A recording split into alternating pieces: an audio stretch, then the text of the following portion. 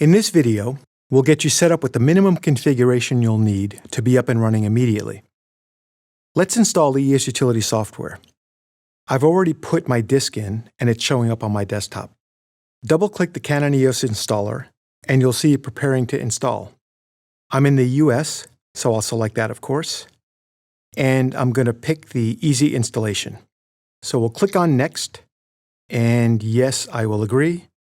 Have any of you actually ever read that agreement? These are all of the applications it's going to install, and this is where it's going to install them. And now that it's installing, it shouldn't take more than a few minutes.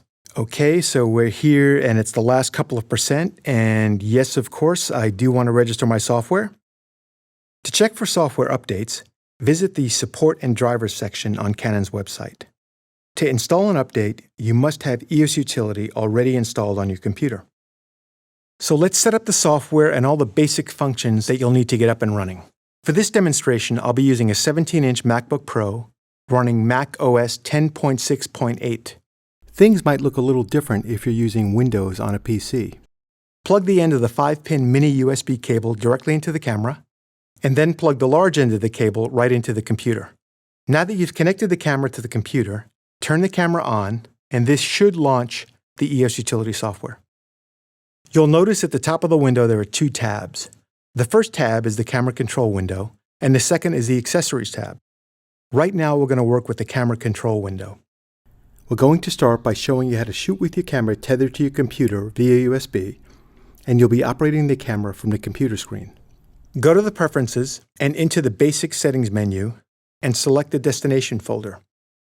We're going to navigate to the desktop and select a folder that I've already created called Tether. Unless you change it, this becomes the default folder for any image that you capture from now on in EOS Utility. Click OK. We're going to go right to the camera settings and remote shooting window. We'll go to the Live View section and check our composition. Once we're satisfied with the composition, we can move on to our exposure. We can double-click on the shutter menu and move it up or down.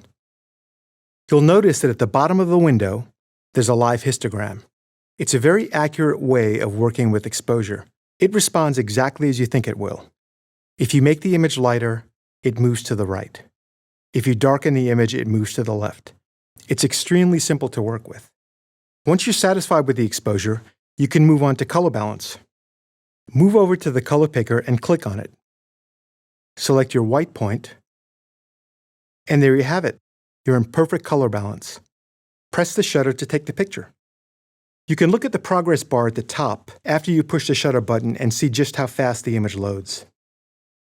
As you continue to work in live view, you'll become accustomed to getting accurate exposures from the visual clues that you get working in a calibrated space. You are working on a calibrated monitor, right?